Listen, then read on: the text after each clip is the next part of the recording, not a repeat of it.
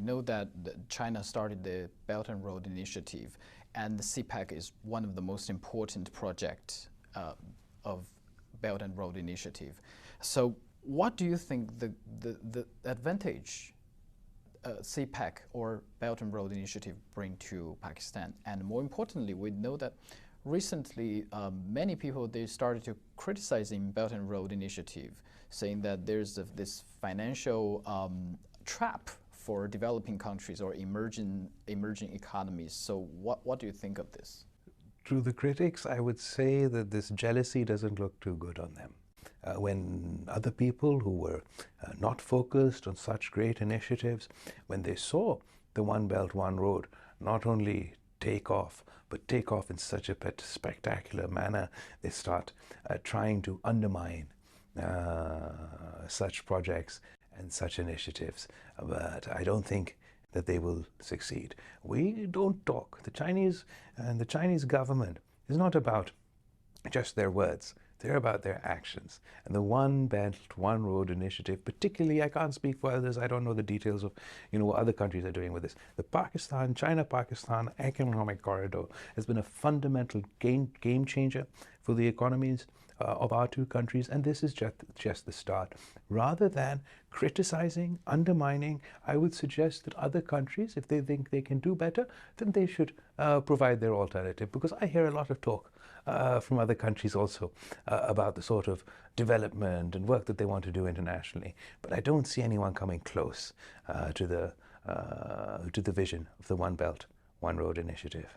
For Pakistan, it did not really meaningfully contribute to climate change, yet it's one of the countries that got the most dramatically impacted by climate change. So if you have anything to say, especially for those industrialized countries or rich countries who made promise to give like $100 billion every year, but yet we're still not there, what are you going to tell them? So I think it's only fair to expect developed countries who have talk a lot about countering climate change, to expect them to live up to their commitments on that front. But frankly, what is climate change?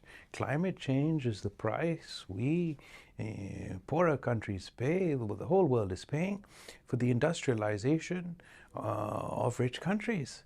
And the people of Pakistan, these 33 million people affected by the floods, they're paying the form of their lives and the form of their livelihoods for these developing countries' industrialization. So if this is a global problem, then it must have global solutions. After the flood and the catastrophe happened in Pakistan, the Chinese government and Chinese people, they try to help, donate money and kind for Pakistani to get relief from this flood. What's your view of the support from the Chinese government and the people? The people of China and our two countries are truly iron brothers, and it is really in testing times that these relationships are put on display.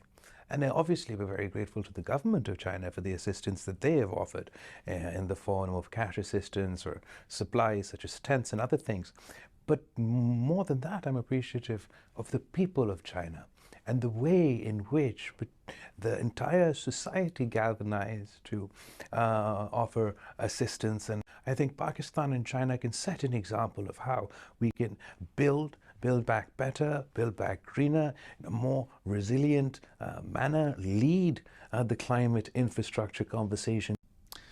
Minister, recently the United States tried to make provocations, especially on the issue of Taiwan. And we saw all those vessels crossing Taiwan streets. We saw the senators and the members of parliaments visiting Taiwan without permission.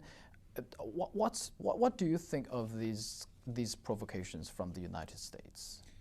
I think that everybody should, as far as Pakistan and China is concerned, though it's obviously very clear on the policy of one China, but that is something that the international community must not only express in their words, but in their actions. And it's certainly true that the tensions that we are now seeing are not helpful. There's no way that humanity will be able to confront the challenge of climate change, for example, unless big powers like China and the United States work together. We want to see great people in great countries like the United States and China working together to deal with the existential threats facing mankind. We faced a once-in-a-100-year pandemic. We face a threat of the annihilation of the human race and the planet as we know it in the form of climate change. And these challenges can only be met if great powers work together.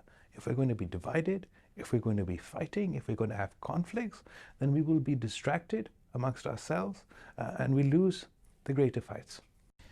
Minister, you know that the 20th National Congress of Communist Party of China will soon be held in Beijing. Yes. And it's a very important meeting for our Chinese people.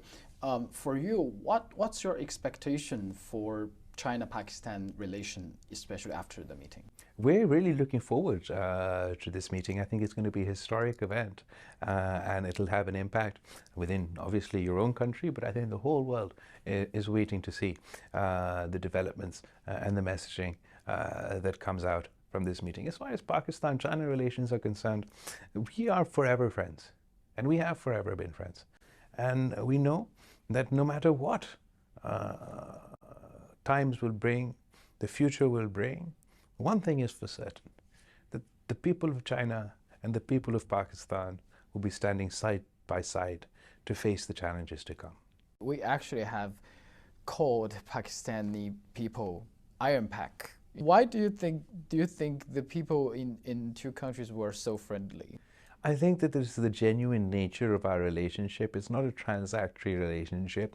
It's not something that ebbs and wanes. It is something that has been consistent and across the board, from the top down, from the bottom up, left to right, the people of Pakistan and the people of China, the government of Pakistan and the government of China, we've worked together consistently. And you know, developing relationships takes time. Some countries feel they can turn on a relationship one day, turn it off when they're upset, and then suddenly when they need you again, they can turn up and expect you to be sort of best friends again. The relationships are developed over a period of time, and the relationship between the countries and between our peoples have been developed over decades, and that is why it is famous in Pakistan that our friendship is higher than the Himalayas and sweeter than honey.